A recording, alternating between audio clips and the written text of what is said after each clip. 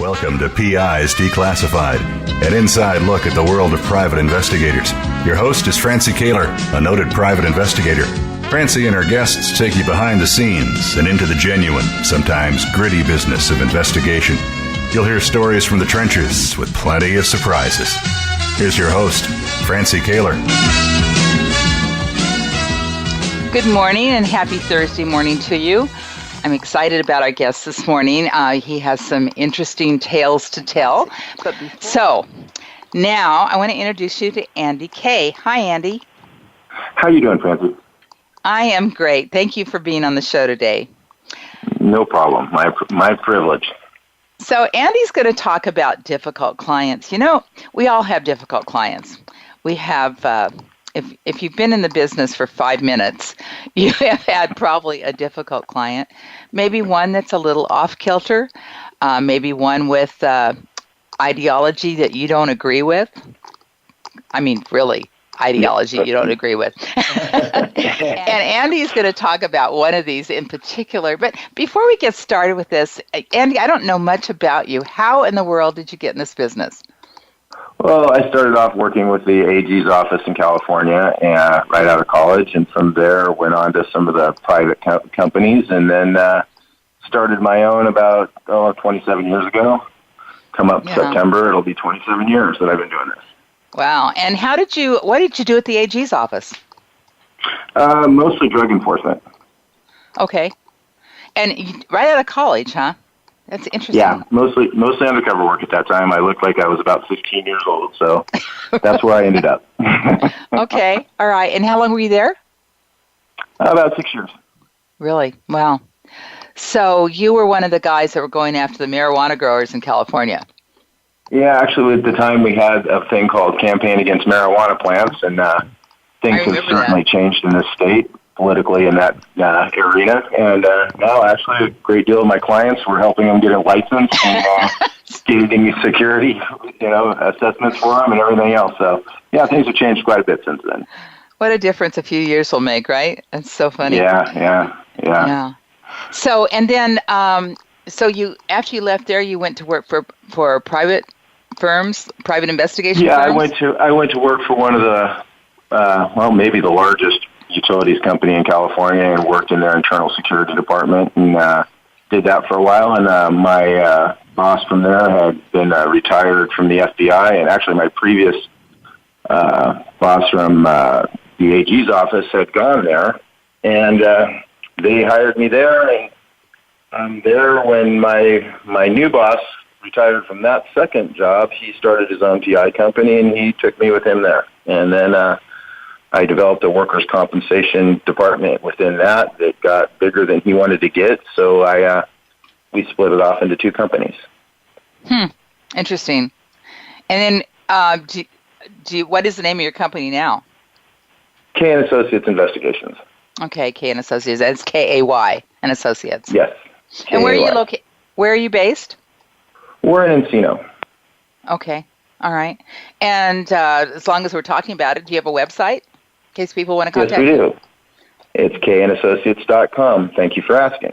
You're welcome. We work pretty much everywhere in California, and actually we're in most states a lot of the time. We're able to step outside of the box. We're not hyper-focused on putting somebody in jail. That's not where we have to direct our attention. So, yes, we can use things and techniques that they don't have the ability to use. They're confined in a lot of ways by a lot of the laws that are out there, and their resourcing and budgets. So, and it doesn't mean that we're breaking the law. We're not, I think that often private investigators are seen as working outside the law, and that's not true. No, that's absolutely not true. It's a different set of laws. It's not necessarily the same dynamic when we're looking for what we're looking for as to what they're looking for, and civil rights of people and everything else. A lot of the times we're more loosely bound by our jobs than they are, and at the same time, being able to articulate how and why we got to what we find is what makes us a little bit more advantageous sometimes. Absolutely. Absolutely. Well, it's nice to meet you online here. You and I have never met before, so this is nice to meet you online, Andy. Nice meeting you. Yeah, so we want to talk about this interesting case that you had, and it has so many components that have come together, that kind of collided together, that kind of emphasize what happens when you're working with a difficult client and one that you don't necessarily agree with where they're coming from, which happens to a lot of us. And yeah. Oh, yeah. I mean, it happens with me a lot, and I think I know which client you're talking about. I think I know which case it is. Okay, but, we're talking about your client, Mark. Oh, yes. Yes, Mark. Mark. Oh, yeah. Mark has got some ideas about the world that are definitely not the norm. He's really not as bad as he seems by the things that he says. I mean, sometimes I wish that zippers were easily installed. He gave us a lot of obstacles to overcome for sure. Okay. So let's tell this story. Why don't you start at when he contacted you, and how that came about? Well, a lot of times we get criminal defense cases that are, everybody's always innocent for sure, and they, a lot of times they'll send you down the wrong road. Unfortunately for Mark, he was right on. He was accused of making threatening phone calls to an Islamic center, and he's a right-wing blogger. He does a lot of, blogging. His sister had worked in a lot of campaigns and was even actually attached to the Trump campaign. And he was kind of singled out based on his Facebook posts as the primary suspect in these calls. And honestly, I believe the one call that was actually he was charged with didn't even exist, never happened. Why do you think that? Don't leave that. Why do you think that? Well, because I went through all of the phone calls in and out of that center because the carrier, collects records. We subpoenaed the records, and we were able to go through all of them. And there was no call at the time that it was alleged to have happened. Now, the other phone calls that they believed were Mark and actually were not, all were recorded. So there was actual evidence that they happened. And fortunately, that was part of what helped us exonerate Mark. So these were calls to a mosque. Yes. Where the I don't remember what the leader of mosque is called, which my bad. But the person that answered. My bad too. I can't remember either. Yeah. Imam. Yeah, Imam. Yes, that sounds familiar. Okay, so I'm hoping we're not offending anybody that's out there listening to this program. But so the Imam called the police and reported this threatening or this call that sounded like a terrorist threat. Yes, and basically, I went back through everything Mark has ever said or sent to anyone. And he was very careful about never being threatening. He was very discouraging in his comments, but he was never threatening. And, he's not a stupid guy. He knows the difference. He likes to be controversial. He likes to, obviously he does the blogs. He's trying to be a public figure with this. And he, creates conflict for that purpose. But he was very careful always, and everything I ever found, to never be threatening. So for them to allege that based on just a witness over the phone saying that these were the only threats when everything else was a recorded call or something in writing or anything like that we did have evidence of, is one of the reasons that I really started digging into the phone records to make sure that there was even a call at the time. And then the calls, obviously there's technology that we can get around showing our phone numbers when we make calls. But I ran down every call that was made during that time to tie it into actual people. So all the calls that came into the mosque during those times were accounted for. Okay. All right. this is so interesting, and it's so timely because we hear of this terrorist business all the time. So we need to take a really quick break. We'll be right back with Andy K. talking about his interesting client. I'm here with Andy K., a private investigator from Southern California, and we're talking about his unusual, maybe a little offensive client that he worked with, and he's giving us the details. So, Mark, what was the alleged threat, the initial one? That all Muslim rats should be annihilated and things, to that nature.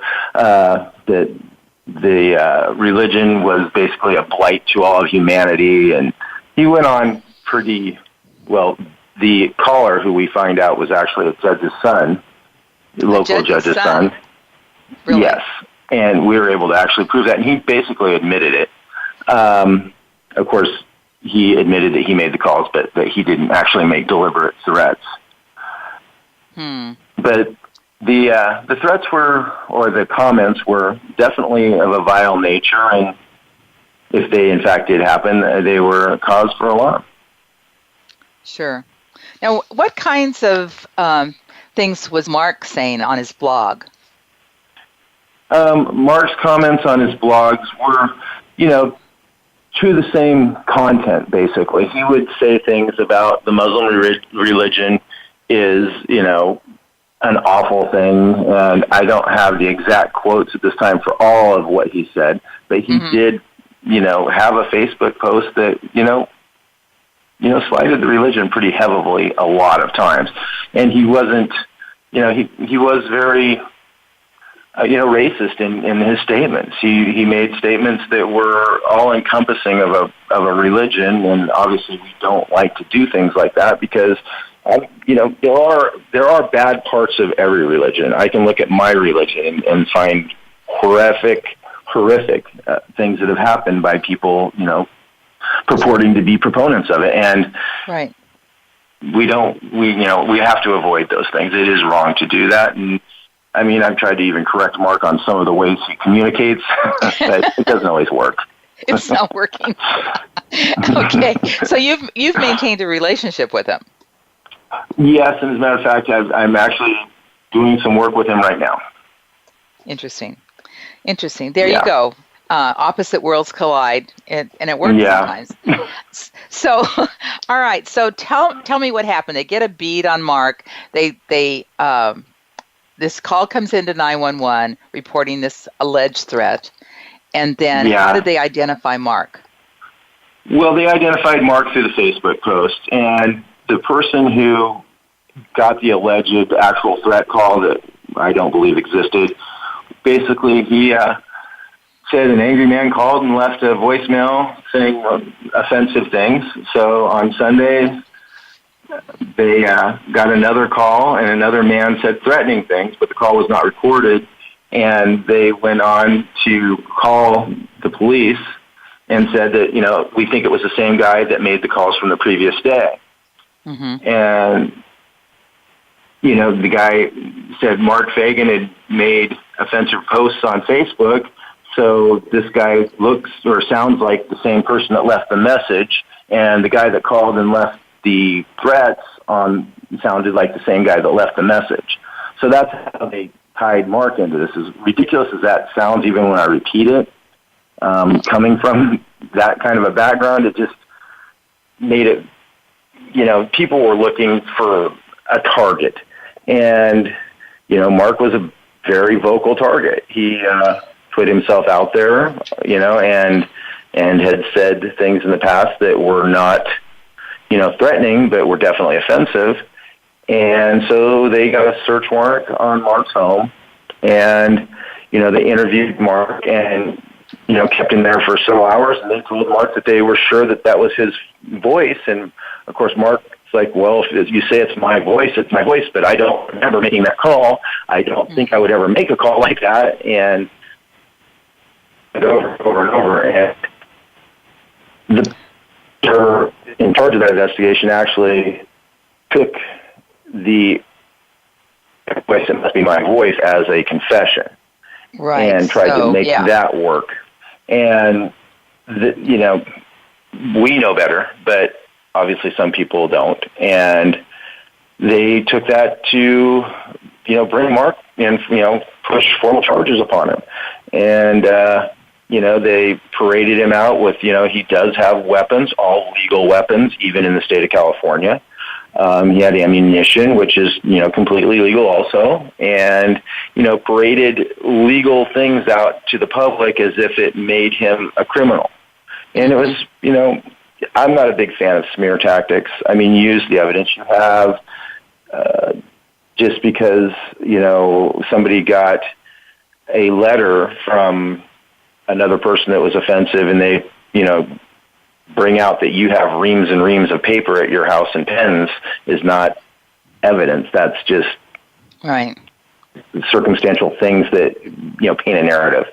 And so unfortunately, So just to back up here a second. So they had him in custody for several hours, interrogating him and telling him they know it's him, and that they had a voice match. They told him they had a voice match. Correct? Yeah, yes. They told him it was your voice on the recording. And Mark replied, what? And I've listened to these interviews, and Mark's response was, "What phone call?" And he repeated again, "I would never make a threat." And Mark really was confused at that point. I mean, he's like, "Look, I was like thinking, oh my God, what did I do that I don't even remember?" Sure. And I mean, I've been in a lot of interrogations. I performed a bunch of them, and people get twisted around. You have to be very careful in those situations.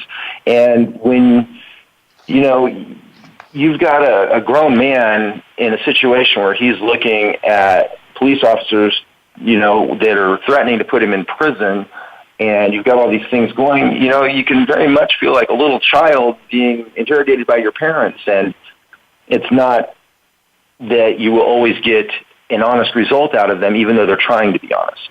Mm-hmm. So, and after hours of saying, it's you, we've got your voice, we've got a recording of your voice, he gives up and said, well, if you're saying it's my voice, I guess it's my voice. I don't remember. Exactly. Yeah. And exactly what happened. It was that bad. It really was. Well, and didn't he also admit that he was hot-headed, and sometimes he would drink and forget doing things, and so that just plugged into the law enforcement theory that it was him, and he forgot. Yeah, he did. He did admit that he is hot-headed and that he's very boisterous, and he will admit that to this day. And he knows this about himself, and he is known to go out and have a few drinks. I don't think that he thought that he was so intoxicated that he couldn't remember, but it was something that was going through his head. It was a possibility. He was just trying to think of possibilities for why this could all be happening, and he couldn't remember it. It wasn't that he was admitting to even that. It was. But you could certainly see how this plays out, for sure. Yes. So I'm still a little confused. How did they connect his Facebook post with this call? Because he had also posted on that particular mosque with disparaging comments, not threats, but disparaging. Okay, about comments. that mosque. Okay, yes. Makes sense then. Was this mosque a neighbor to him? How did he connect with the mosque?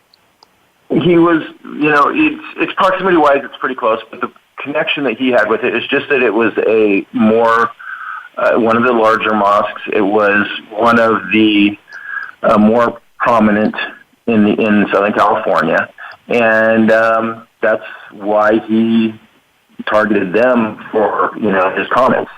Mm-hmm. And, for his comments is why they targeted him for the threats. Well, and from a law enforcement perspective, to be fair, law enforcement gets this report. They know that somebody has an axe to grind, say with the mosque. He's right. he's posted disparaging comments. They think he's a target. They think they have their suspect. They get a search warrant. They go in his house, and he's got a cache of weapons. So we know playing this out across the country, every time there's a terrorist incident, you can see where it's going. It makes a lot of sense. Even if you're and that's unfortunately it's true, because a lot of these people come from similar, let's say, roots, but at the same time, there's a whole lot of people that may have the exact same circumstances, minus whatever draws law enforcement to them, that never ever come in contact with law enforcement. Mm-hmm. So to paint a broad brush against them as being just about as, let's use racist, as Mark is the other direction. So, not everybody that has weapons and makes comments against something they don't like is going to go out and do awful, heinous crimes. Yeah. So, we have to be very careful going both ways with that kind of painting a broad brush across a group of people. Exactly right. So, all right, so he's arrested. Now was he kept in custody? He was in custody for a little while. He was able to make bail. Okay. And case, and that's another very important part, is he has the ability to get out and fight. A lot of people don't have that ability, and it's very hard to help in your own defense when you're locked in a cell. Right. Obviously, even when they can afford to hire people like you and I and other investigators in their team, it's difficult to get the information back and forth. It's difficult to get slight little nuances that we may not realize are important, or if we find something, they may direct us into a different direction, and they can help eliminate any of that. So it saves them a lot of our time and their money to be able to be proactive in their defense, and unfortunately that doesn't happen when you're sitting in a jail cell. So he was very lucky that he could get out and be able to do that. Yeah, no kidding. And then you were able to review all the phone calls, correct? Yes. And determine hundreds of pages of phone calls. Like hundreds of pages. And you determined without any question that there was no call made to the mosque by Mark. Yes, definitely. Okay. Is that cell phone and what kind of records were they? Basically, well, we had the incoming and outgoing phone call records from the actual mosque, and and we had Mark's. But Mark's cell phone records alone wouldn't have really proved anything. It's not hard to get other phones. It's not hard to use a friend's phone. It's we all know that we can get burner phones. We all use them in our industry.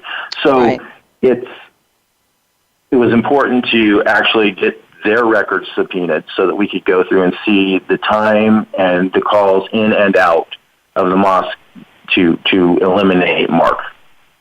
Okay. And then how was the judge's son identified? The judge's son was identified through, actually, the police identified the judge's son at one point.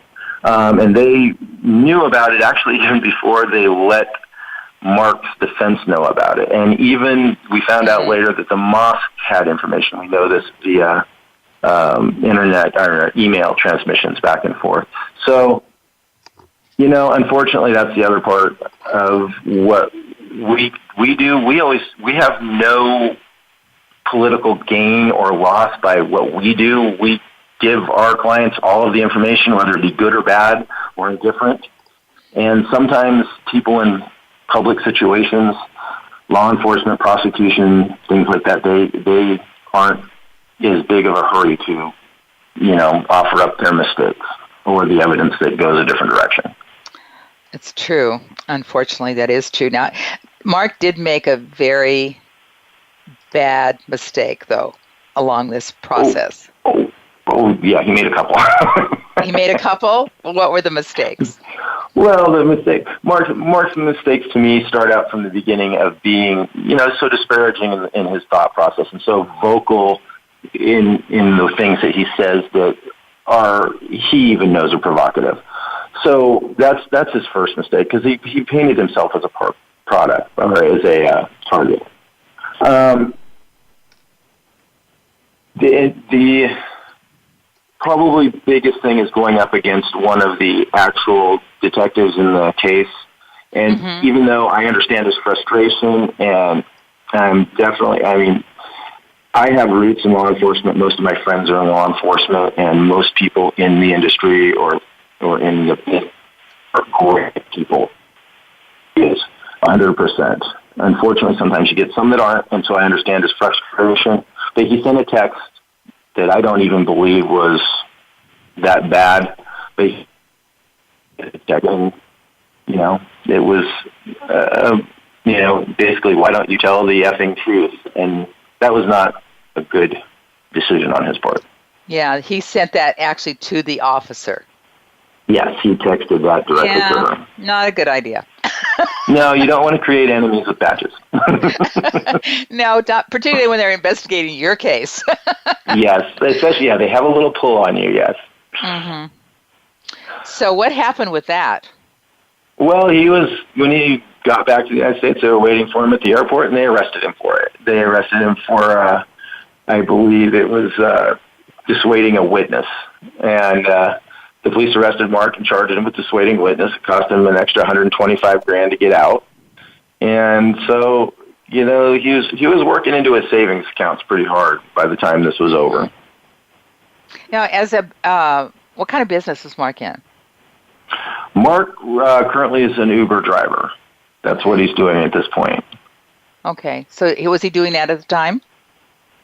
I believe he was at the time. He has, Mark's a smart guy. He's made some investments in his past and done some good things. So I think he actually is a real estate agent at one time. So, he had a little bit, but, he's had to pretty much expend his savings. Wow. I got to tell you that it's so disturbing. You can, like I say, you can see the law enforcement, what happened with law enforcement, but at the same time, if you're an innocent person, this is just probably the scariest situation you can be in when you're up against law enforcement. It really is. Think how, just imagine how you feel just getting pulled over on the highway for speeding. Yeah. That's not an enjoyable experience for anybody, even though it's really not that big of a deal. But to go through this and basically have the weight of the Attorney General's office against you. This is when Kamala Harris was at the AG's office. And the police department and, prosecutors and everybody else, painting this picture of how bad you are, and you didn't do it. And I'm sure at the time there was a lot of people that didn't believe Mark. And I've got to tell you, I always take, criminal cases when they come in with a grain of salt. I know that I've been doing this long enough that there's a lot of innocent people that get mixed up in the system for a myriad of different reasons. But I even really questioned Mark on this.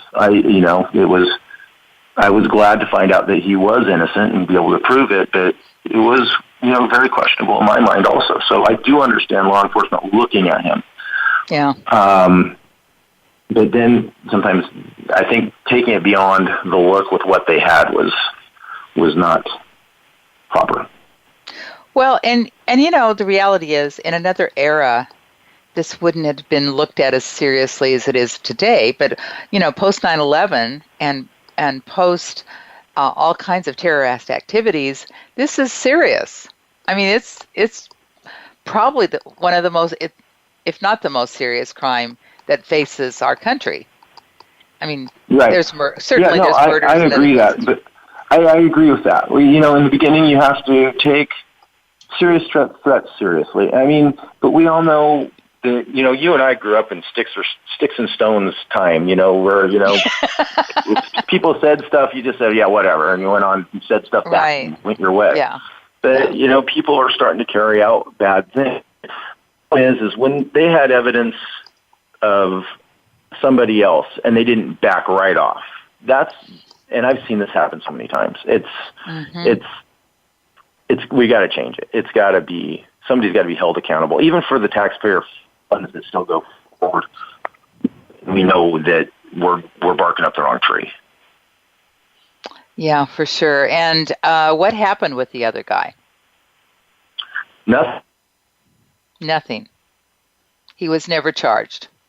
Times that Judge Lawson was asked about it, he just said it was a family matter, and that's what. I mean, I don't know what's going on with it. I doubt anything. I think there's some egg on some faces at this point, and we know that when that happens, people lose interest in going forward with it. They're not taking their mouth. So did this actually play out in the news? Was Michael Slauson identified in the news that he was actually the maker of the calls?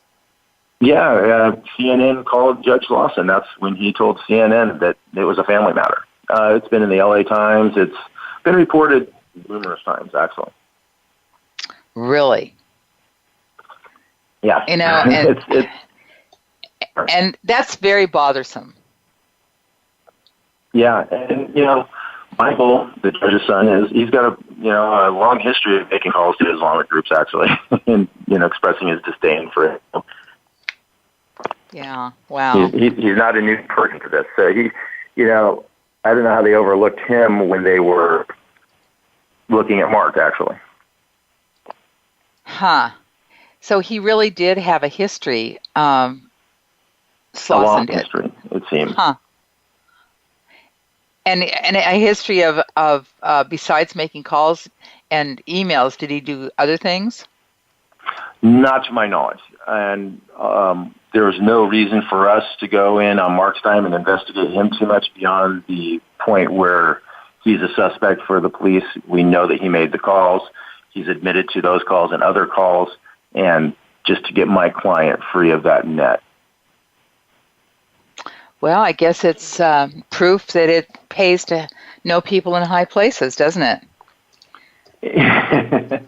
Well, this is California, so. Yeah, but this is really not good. Really not good. Yeah, it's one of those things that you hear about, and when it happens, everybody just kind of poo-poos it away. And, it's easy for them to say, oh, well, it's just, him running a big mouth. For him to run his big mouth than it was for Mark to run his big mouth.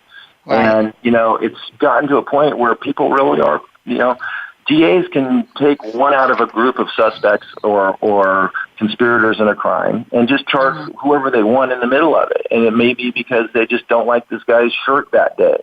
And, it's gotten a little bit arbitrary and capricious in the way that, people are prosecuted and even become suspects anymore. I totally agree with you. If your political motivation is not of the, common, persuasion, then you can be a target, and we need to change that. I agree. I have seen a huge, maybe in the last 10 years, a huge change in that respect. Prosecutors know they can get a guilty verdict, and that's what their objective is. And a lot of times you're fighting exactly what you had here. Maybe not as clear cut, but certainly the same issue. So yeah, and unfortunately, yes. When was the turning point for you, Andy, when you said, "Oh, I don't think this guy did it"? Well, when we got all of the records, and I could see that calls didn't come in when their witness said that they did. And the fact that I was able to attribute all of the calls that came in to even around that time frame, to people that either should have been calling or other people that called them. We were able to follow their numbers back to the people and say, oh yeah, I called them to ask them about this function that was going on or something like that, or they were church calls in normal business. So that's when I really thought Mark was innocent, and I thought that the story was at least partially concocted. Okay. All right. Well, we need to take another quick break. I have some questions, so we'll be right back with Andy K. and more about this interesting client.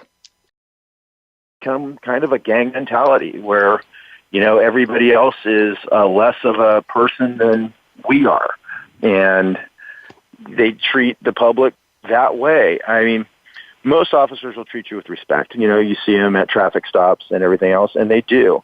But you also see a lot of officers that forget that, and they treat everybody as if they have to talk down to them. And there's a lot of, I have some that I'm actually friends with, and I've corrected them a couple times just when I've heard them speak to people in situations. It's like, wow, what's that all about?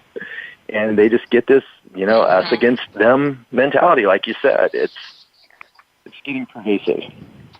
And the reality is that often an investigator will work his theory on a case like this one. Mark was the target. Mark obviously did it. That's his mentality.